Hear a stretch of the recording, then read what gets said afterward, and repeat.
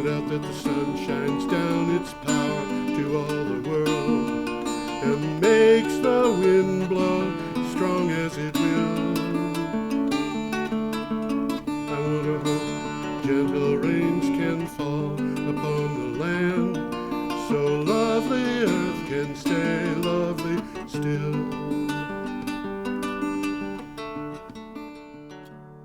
Hello, ladies and gentlemen. Welcome to this 572nd edition of Energy Week. And that is the same show, Energy Week, with George Harvey and Tom Fennell. And unfortunately, once again, Tom is not with us. I'm sorry, I'm getting some... There we go. Today, I'm recording this on the 9th of May. And the material that we have starts on the 2nd and runs through the 8th. This is from my blog, geoharvey.com, geoharvey.com, which is a news aggregation blog. It puts up usually 15 items per day. And these are news items on energy and climate change. And I take usually 3 per day and use them for this blog, which is doing the most important stories of the previous week. Tom again has been unable to be here with us, even on the phone.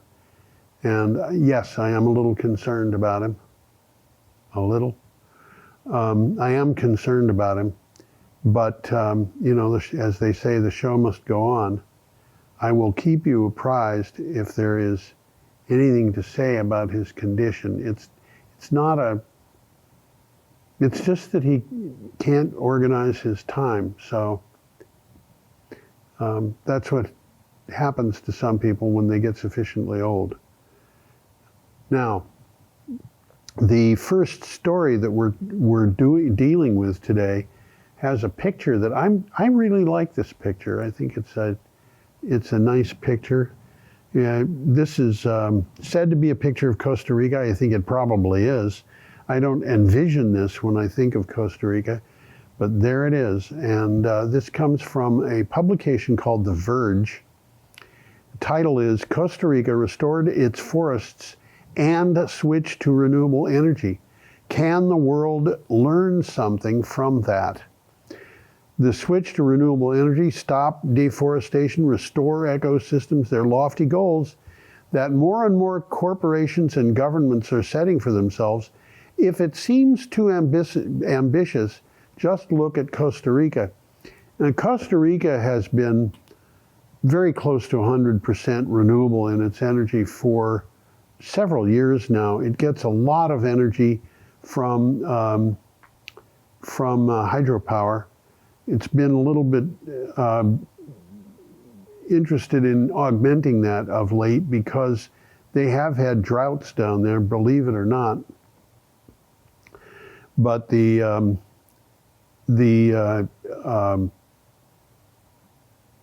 Costa Rica has been very close to 100%, as I said, for a number of years. It's not the only country. Also in Latin America, there is Paraguay, which has been producing close to 1,000% of the energy that it uses for many years. And in case you're interested, the way they deal with that is they use 100% of what they need and they sell the rest to Argentina and Brazil. It's a great way to make some money. Iceland is close to 100%. Albania has been close to 100% or at 100% for many years. Nepal is another. Bhutan is another. And it seems to me that Kenya is another, very close to 100%. And some of these countries are installing, even though they're at 100% or very close to it, and by very close I mean something like 99.7%, they are still installing more in order to improve the situation and possibly attract business and so forth. So, I'm going on.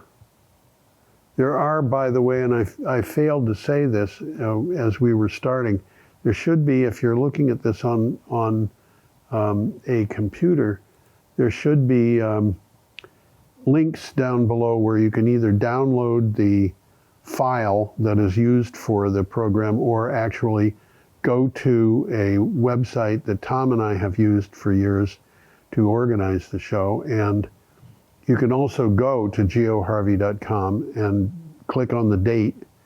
The material that we're looking at is from the 2nd of May. Okay, this picture is a picture of a train in Uzbekistan. Do you know where that is? Well, I can tell you it's north of Afghanistan. It's a former Soviet Socialist Republic. This is from Trend News Agency. The title is Uzbekistan to build over 20 gigabytes of renewable capacity by 2030. Uzbekistan will create more than 20 gigawatts, I'm sorry, gigabytes, I said gigabytes, I meant gigawatts, of renewable energy capacity by 2030, its president said, and I'm not going to try to pronounce the name. Trend reports, this is Trend News Agency, that the president also said the country is aiming to increase its share of green energy balance to 40%. What he's saying there is the amount of renewable energy is going to increase, but the amount of energy available for use is also increasing. They're not increasing by the same amount. One of them is going up by 20 gigawatts, and the other one is to go to 40% of the total. So, next we have an item from ABC News. This is American Broadcast Company, not Australian Broadcast Company. The picture is a picture of a traffic sign in a flood. I don't think you'd drive through there on anything other than a boat. The title is Appeals Court Rejects Climate Change Lawsuit by Young Oregon Activists Against the United States Government. A federal appeals court panel of 3 judges rejected a long-running lawsuit brought by young Oregon-based climate activists who argued that the United States government's role in climate change violated their constitutional rights. Now, this lawsuit was actually brought in 2015. This is a long-going thing. These kids have, some of them are, I imagine by now, some of them probably are married and have children. They have been pursuing this thing for this whole time. And so they've, in the course of this, they have lost and they have won. This loss is not their last loss. They will be undoubtedly appealing this, but they're getting toward the end of the rope here. I don't think this is going to go on much longer, and it's hard to see where this is going to go. I want to mention something, and that is the presidents, the administration of presidents who were in office, who would include President Obama, President Trump, President Biden. All of these administrations have opposed these kids in the lawsuits. They have all said that they want to have the national government not accept this, the idea that these kids win. So this is a more complicated issue perhaps than meets the eye. Okay, we have a picture of an offshore wind farm. Let me put it up so people can see it. The Energy Live News is the source of this. The title is Winds of Change, UK offshore wind sector breaks records. In 2023, the UK offshore wind industry achieved significant milestones according to the Crown Estate's UK offshore wind report. Highlights include a record-setting 49 terawatt hours of electricity generated by offshore wind, equivalent to powering half of all UK households.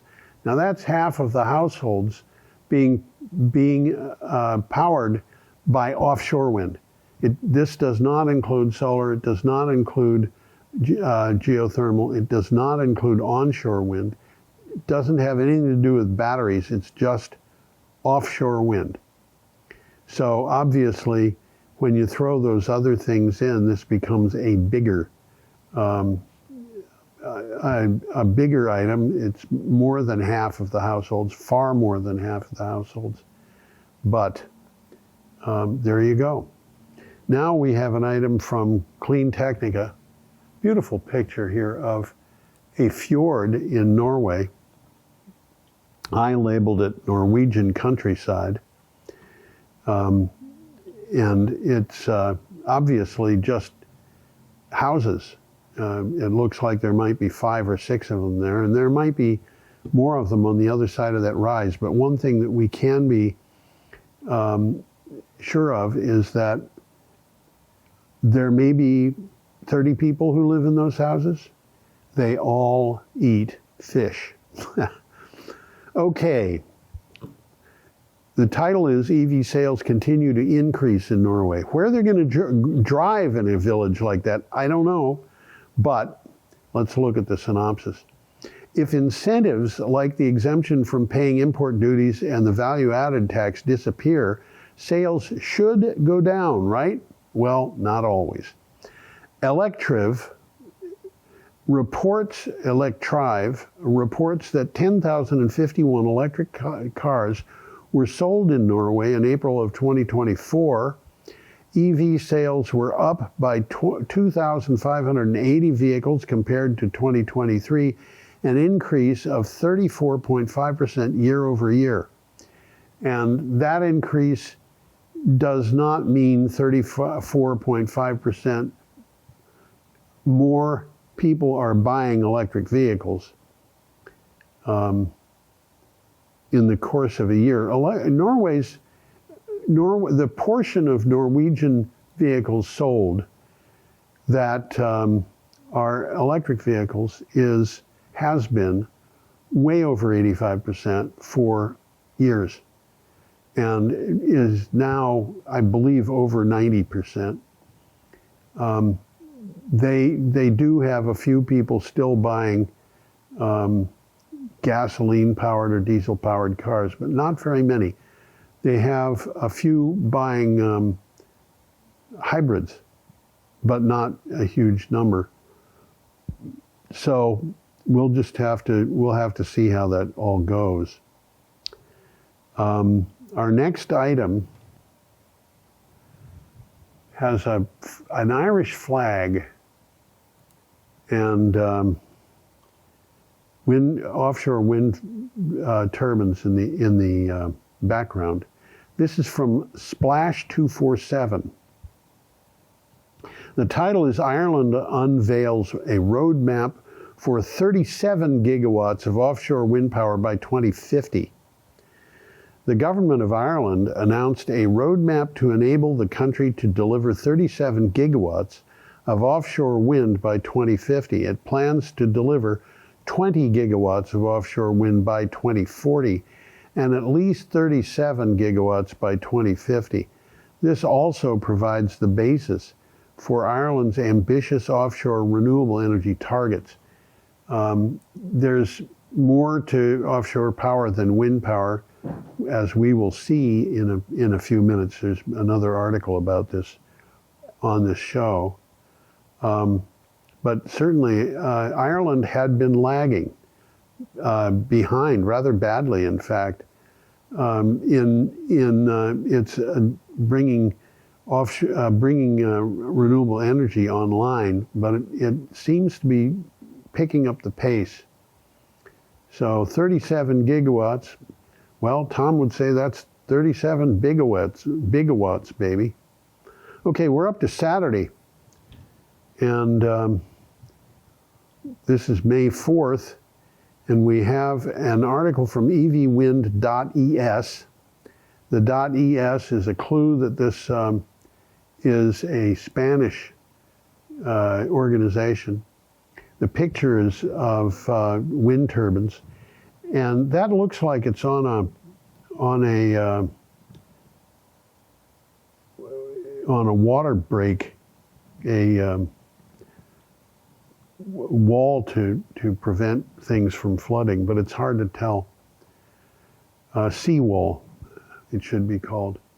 The title is Renewables Reach 64.6% in April in Spain. Now, that means the Spanish have a percentage of renewable energy that's roughly almost three times the level of the United States. And the United States, by the way, is falling. It's behind where it should be, in my opinion, but we're talking about Spain here.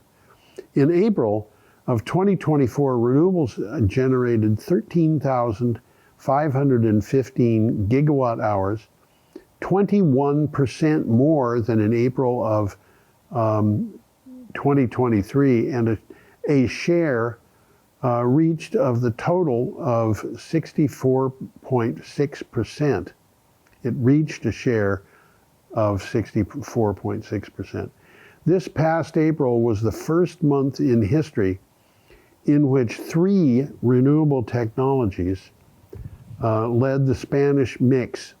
Wind at 22.2% of the total, hydropower at 19.7% of the total, and solar at 18.8%. So basically what's happened here is that coal is less than any of those, nuclear is less than any of those, and natural gas is less, and anything else is less. But, that is, the Spanish have been very constant in pursuing renewable energy, and the amount of energy they get has been growing year on year. Okay, our next item, the photograph that we have is a picture of a burning car. This article is from Clean Technica, and it is titled Car Fires by Vehicle Type. If you believe the memes from people who try to deter you from driving an electric vehicle, fires in electric vehicles might seem like a big deal. Well, I can tell you, a fire in an EV is a big deal if you have one.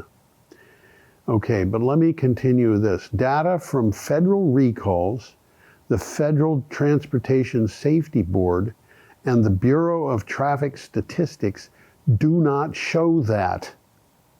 It turns out that fires are thousands of times more likely in gasoline-powered cars than in EVs. Now, the actual numbers here, just so you know, the numbers they have in the article show 52 electric vehicle fires, and they show almost 200,000 gasoline-powered cars having fires. And I've seen gasoline-powered cars burning brightly on interstate highways. And I mean, you feel the heat as you drive by several lanes over. They were burning brightly, and I think people should understand, we get a gasoline-powered car and we park it in our garage, which is very likely part of the house. So we've got this thing with 10 gallons of gasoline in it in the house. And if that gasoline tank is leaking, and I've seen that happen a number of times, it could set up a condition where an explosion could happen. Now, I don't know how much gasoline can mix with the air in a normal garage. The bigger the garage, the more the gasoline. But I went to find out how much gasoline mixed into the air is the equivalent in explosive power of a stick of dynamite. And the numbers that I came up with as results for that varied widely, with a minimum at 20 sticks of dynamite being the equivalent of 1 gallon of gasoline evaporated into the air, and the maximum being 80. I would not want to have a stick of dynamite go off in my garage. And if that happens, if you have a fire of that type, there's a pretty good chance that you're going to have your car catch on fire, and the fire is only going to get worse until somebody addresses it. I think this idea that a car that is far less likely to burn be condemned by people because it's flammable is fatuous. Fatuous being, in case you don't know, a word that means foolish. We have to be thoughtful about how we accept information and what we do with it.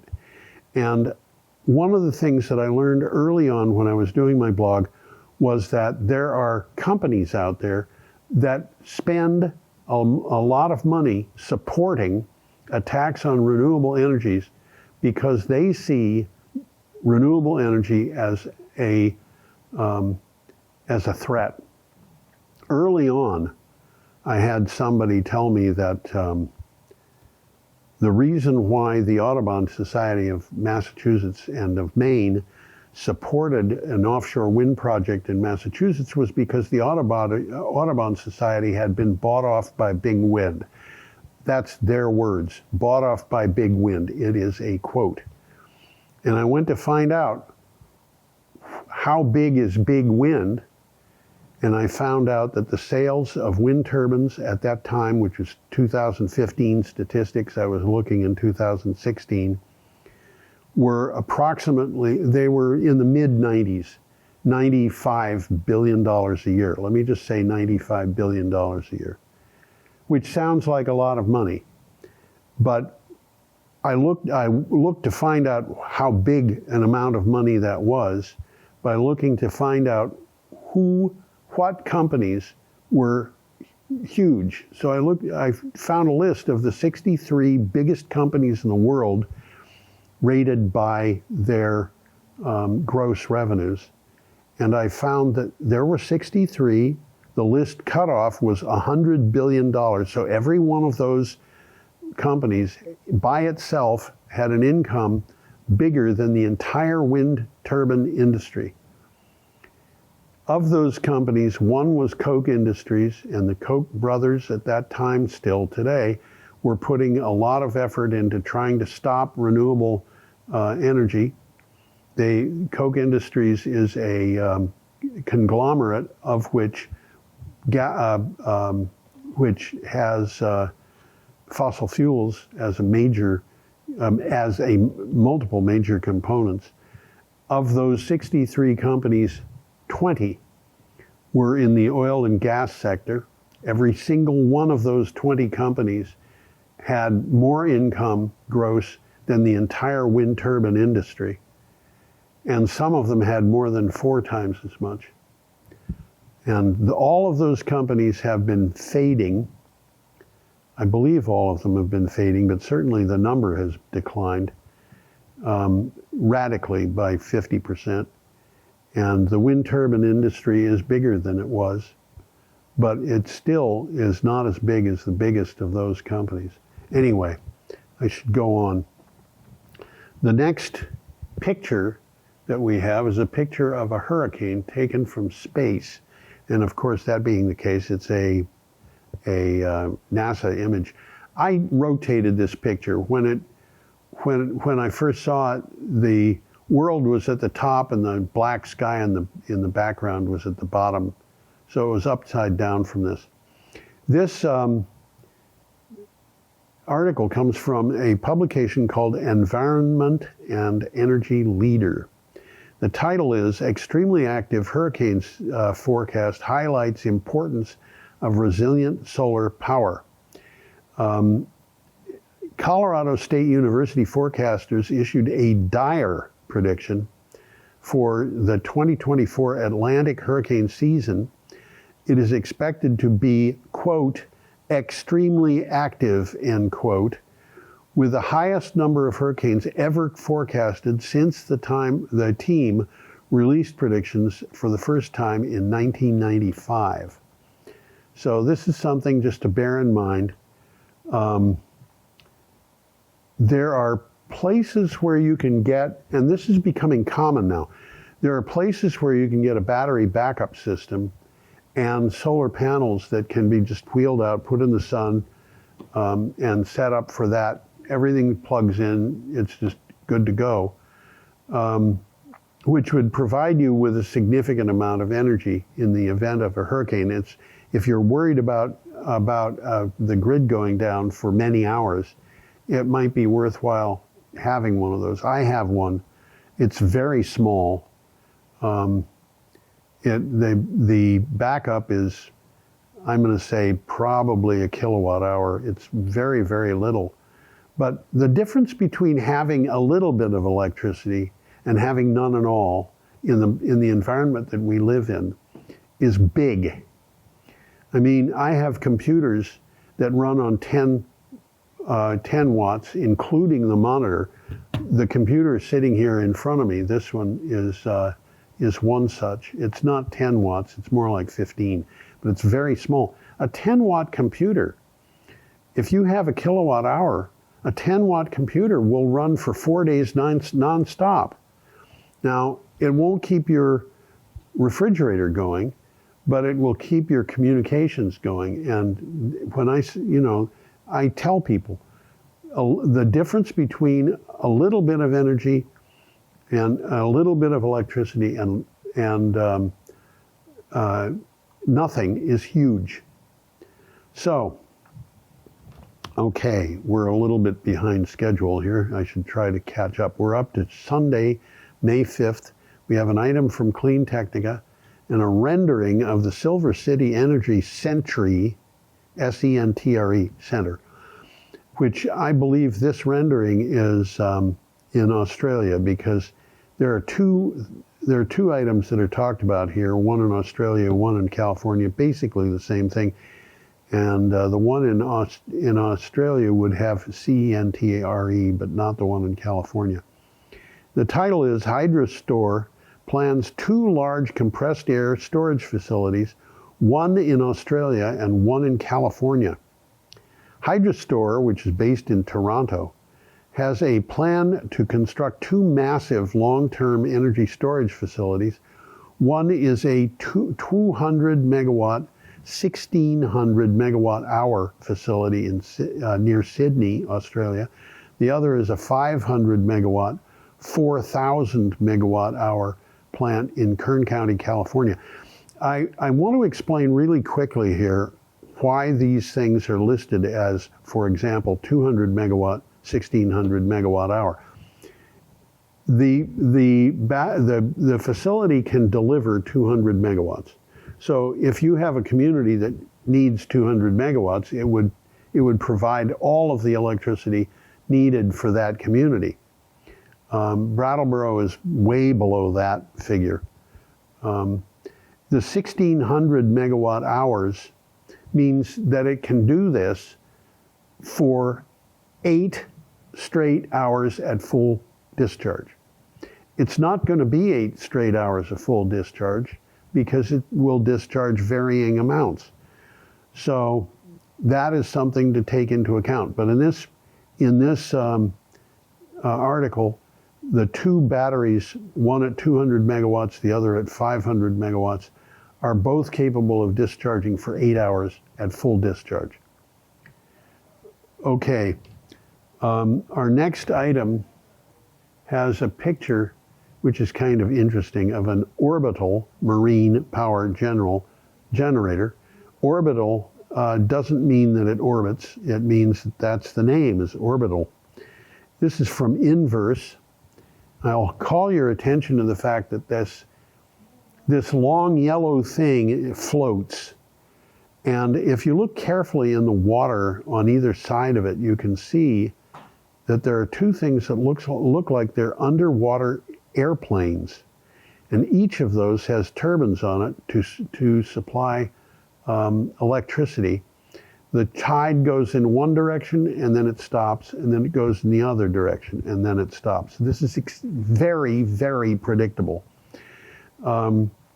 Anyway, the title is Why Scotland is Leading the World in This Essential Type of Alternative Energy.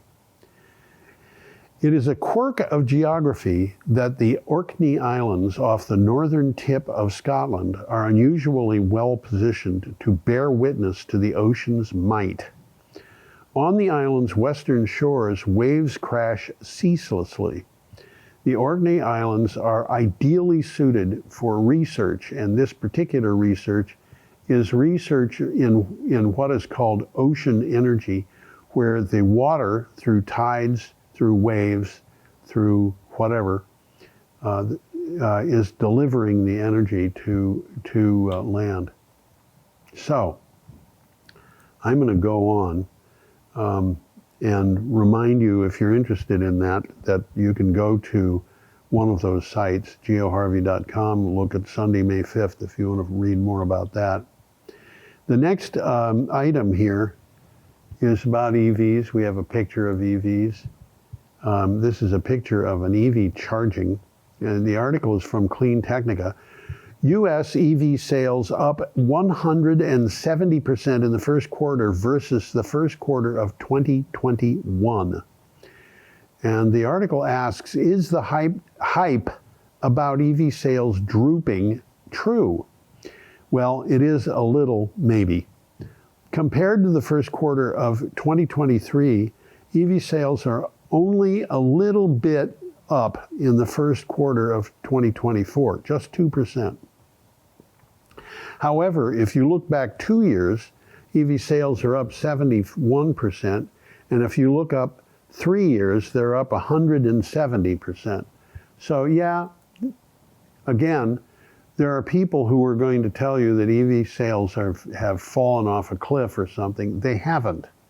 They're just not growing the way they were 2 years or 3 years ago. Again, there are people and organizations that want renewable energy, and they want efficient energy, and they want EVs not to be favored in the marketplace because they want to sell their own products. And those products are competing with renewable energy. Okay, we're up to Monday, May 6th. We have an item here from PV Magazine India. The title is India tendered a record 70 gigawatts of renewables in FY 2024. Indian fiscal years end, I think, in May maybe April, maybe March, I don't remember. But they don't end with the 1st of January. So this is recent information. Renewable energy tender issuances in India crossed a record 69 gigawatts in fiscal year 2024 on the back of a strong push for them by the central government, according to a joint report by the Institute for Energy Economics and Financial Analysis and JMK Research and Analytics. Now, this particular article is really interesting because the amount of renewable energy that was installed didn't just set a record. It more than doubled the previous record for the quarter. This is, I think, it's got to be to some extent coincidence, but it certainly can't be all coincidence. So this is the Indians, the Indian government, Indian banks, Indian industries, the coal industries in India, the transportation industries in India. There's a lot of organizations getting involved in renewable energy in India. So, our next item, I'm going to put this up. This is a solar array.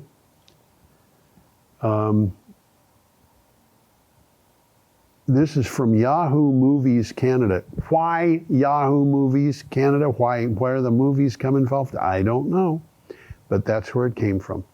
European Union reaches provisional deal to raise renewable energy target is the title. The EU, the European Union Parliament, reached a provisional deal to raise the share of renewables in the energy mix. The European Council said the agreement would raise the renewable energy target to 42.5% of total consumption in 2030, which is just 6 years from now, roughly.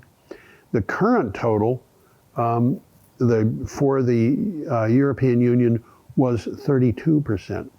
So the European Union raised the target from 32% of all of its electricity coming from renewables by 2030 to 42.5% of all of its electricity coming from renewables by 2030. That is to say, from 32% to 42.5. That is a big deal, and it will make a difference, assuming that they reach that goal. But based on what I've been seeing recently, I think that goal is going to be reached. Okay, the next item is from Clean Technica. And this picture, let me put it up, is titled Scientists Examine Core Samples. The title is Making More Batteries with Fewer Materials. The United States Department of Energy's Argonne National Laboratory is developing a process that could dramatically increase the number of EV batteries produced from mined nickel ore.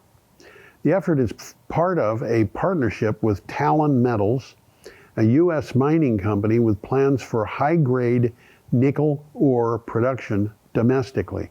And what they're doing is they're getting a multiple of the amount of nickel ore out of the nickel, I should say, a multiple of the amount of nickel, more than double the amount of nickel, out of the same ore. So they are no longer using this process that Talon Industries developed.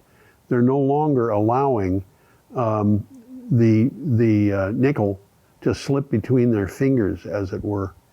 And so that's important. Where this is going, I don't know. One of the things that I can tell you is that the number of different technologies that are useful for manufacturing batteries is huge. It's absolutely huge.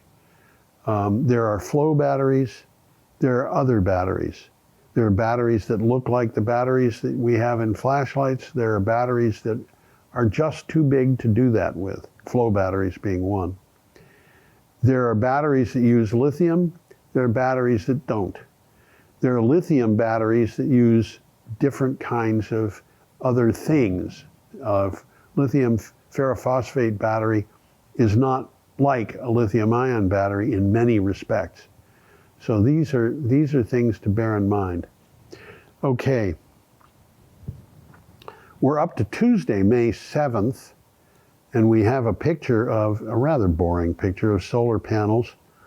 This is from Yahoo Lifestyle Canada. Well, the last one was Yahoo Movies Canada.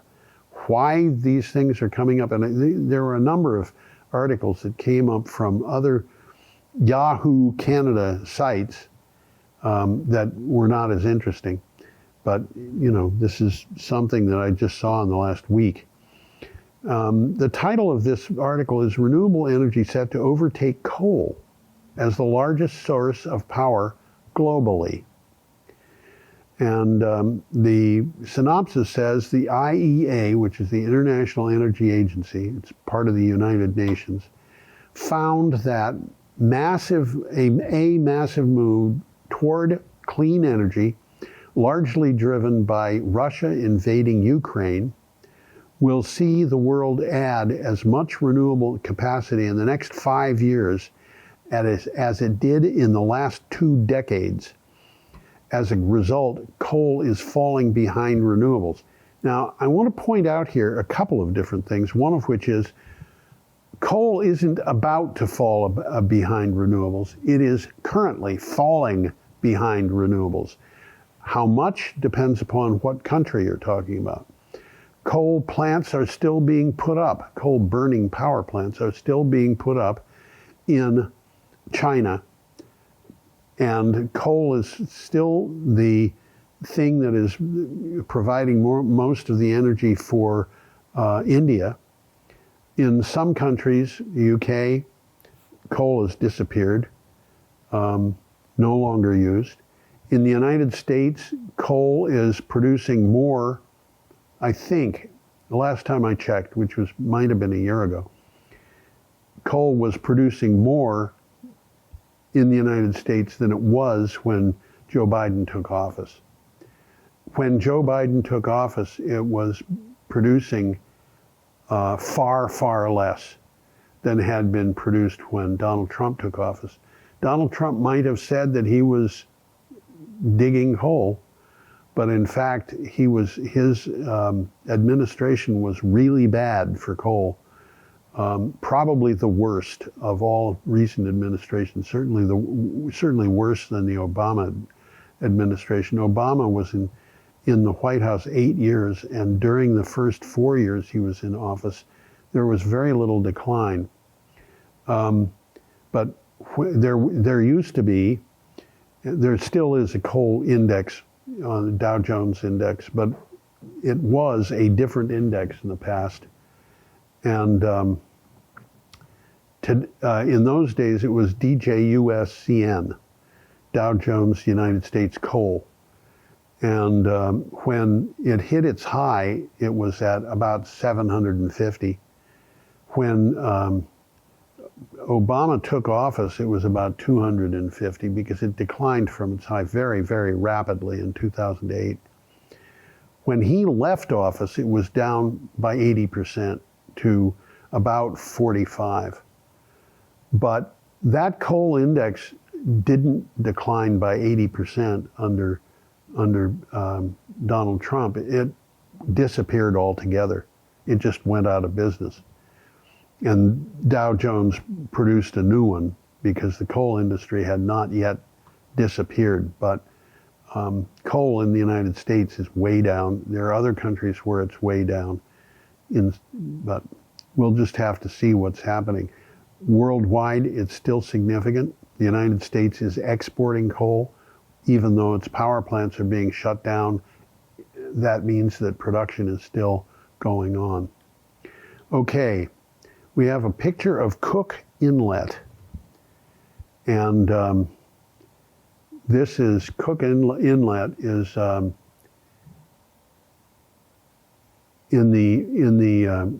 this is an Alaskan waterway. This is from Clean Technica. Alaska's total energy, Alaska tidal energy. A new study shows Alaska's Cook Inlet could power 70,000 homes. That's the title. I don't know that there are 70,000 homes in Alaska. There might not be. I think it's very close to the number. I didn't actually look it up, but it is probably close. A National Renewable Energy Lab study, NREL, funded by the US DOE's Water Power Technologies Office, examines how much value the new but fast-growing tidal energy industry could bring to Alaska's rail belt grid. I should explain, the rail belt grid is the biggest electric grid in Alaska. 70%, 60%, somewhere in there, of the people are on that grid are supplied by with power from it. There's about 180 grids in Alaska, and most of them are just detached and, not connected with anything really. Cook Inlet contains some of the largest tidal energy resources on Earth, and this Cook Inlet providing 70,000 homes with power is not the maximum that it could provide. I think it's actually a realistic number. About a week ago, I came across, and I think I talked about it last week, maybe the week before, the fact that the state of Alaska's ocean power, available ocean power, would be more than double what is needed to power the entire United States. And Alaska, has a huge coast, but the United States has huge coast. We'll just have to see how that all is brought to bear on the market. Our next picture is a picture of a solar farm in Texas. And I believe this actually is the solar farm discussed in the article. This is from Electrek. The title is Texas Goes Big on Solar Plus Storage That Can Handle Over 41,000 Homes. A 208 megawatt solar farm with 80 megawatt hours of storage has come online west of San Antonio, Texas. So this is actually producing energy. Developers Cypress Creek Renewables, which supplied that picture, brought the Zier Solar and Storage Facility online in Brackettsville, Texas on May 2nd. Zier can provide annual energy needs for 41,600 homes. And so this is a big deal. And, again, solar plus storage. NextEra Energy is investing in solar plus storage, not in nuclear power, because it is as reliable as nuclear power, in some respects more so, and it costs about a third, less than half as much. Where solar plus storage might provide electricity at 4 cents per kilowatt hour, nuclear would provide it at 10.5 cents or more. And the latest projection I've seen on small modular reactors is that they will provide power at a much higher price than conventional reactors, which provide power at a high price. Okay, we're up to Wednesday, May 8th, and we have a picture of a conventional fossil fuel burning power plant. That plant looks to me like it is, well, I can see the what look like conveyor belts on there coming up at angles, and that would indicate coal, but it might not be coal. It might be natural gas. Anyway, this is from Yahoo News UK, and the title is Fossil Fuels Are Becoming Obsolete in quotes, as solar panel prices plummet. This is a story that has been going on for years, but they are becoming obsolete now. That's what this story is saying. The cost of solar power has dropped by 87% over the last decade. So it is roughly an eighth of what it was 10 years ago. This is according to a study by Berlin-based Mercator Research Institute on global commons and climate change on global commons and climate change. The world is moving toward a point where fossil fuel generated power is no longer economically viable. Well, if that makes you feel good, then it does. But basically what they're saying is at some point, this has already been going on for years, fossil fuel-based plants are being shut down to make way for renewable energy, even though they have not paid down the cost of building them in some cases. The first time I was aware of that was probably 8 or 9 years ago, when I saw a coal-burning power plant in Belgium had been completely shut down when it was only 18 months old. So this is where things are going. And this kind of business of shutting down coal, natural gas plants because renewables are cheaper, that is getting to be more and more common. And honestly, I think I would not invest money in nuclear power with the idea that it's going to help address climate change, because I don't think that is what's going to happen. Now, I'm not an advisor on investment, so you should take that as being a statement from a person who is not able to advise on investments about what he would do with money if he had any, which he doesn't. So you can take that as what it is. Okay, we have a nice picture here of a little girl who has decided that she wants to cool off. And this is from ABC News, American Broadcast Company. The title is Earth Experienced Its Warmest April on Record.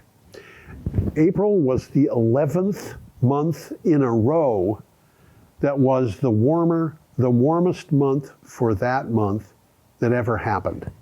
It's the 11th in a row. This is stunning to me. It's like we've got a system that is just way out of whack, and things are much warmer than they should be. And in the past we've talked about how 19 of the hottest years on record have happened in the last 20 years, or something like that. But in this thing, we're talking about the record for that month, 11 of them in a row.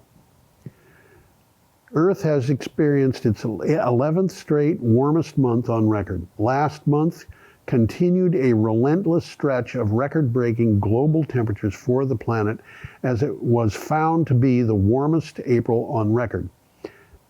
This is according to the climate report by Copernicus, Europe's climate change service. So this is a report from Copernicus, which is the European Union's service providing data on climate change.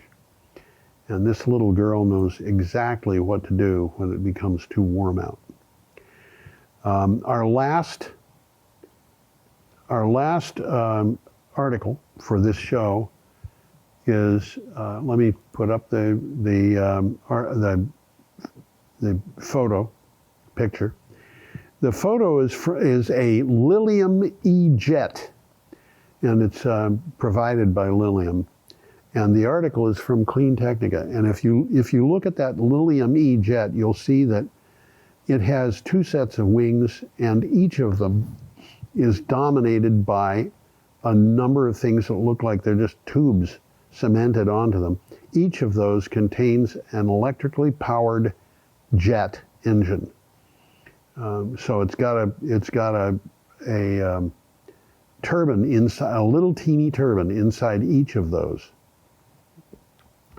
And this is a vertical takeoff and landing aircraft. And let me read the synopsis. Lilium NV announced a partnership with air mobility operator Urban Link for Lilium jets in South Florida. If you look at the back of that E-jet toward the middle of that back wing, the larger wing, you can see that it says Urban Link on it. Urban Link will buy 20 Lilium jets with pre-delivery payments and become the first airline in the United States fully committed to using eVTOL, electric vertical takeoff and landing aircraft, those aircraft in its fleet. So I don't know what the city is in the background. It's a city in Florida, and there are a bunch that it could be, but that is a picture of the type of aircraft which will be the first of its type to be delivered to customers in Florida. And these aircraft will probably, for an extravagant amount of money, move you in a very short time from one place to another. And they're electric vertical takeoff and landing vehicles, which means that this particular aircraft could possibly land on the roof of one of those buildings ahead of it. So you don't need a runway or anything for this. But this is the first one that is being brought to market commercially. So that is the end of the show. I am telling people who are watching, asking people who are watching, suggesting to people, wishing people that they have a simply magnificent week. I like the idea of simple magnificence. I think that's kind of fun to think about. Tom isn't here, and if he were or on the phone, he would be waving right now. Who knows what his cat is doing? But we can bet that the cat does wave from time to time, and that is where life is taking us. And by the way, this year we've had here in Brattleboro, at the place where I live, a pretty good crop of Meyer lemons. They're all harvested. They're no longer ripening. We have had some pretty good calamondans. A calamandan is like an orange, except it's smaller and tart. It's actually a cross between an orange and a kumquat. I don't think that we have any other citrus trees that have been coming along to ripen, but we do have the Brava crop of figs developing, and they're about yay big. And I suggest to people that if they want to grow things, they should think about growing things that maybe are different. It's quite a lot of fun to be able to give a person a little thing that looks like an orange and say, I just picked it this morning. So have a simply magnificent week. And you'll come back next time you hear. Bye-bye.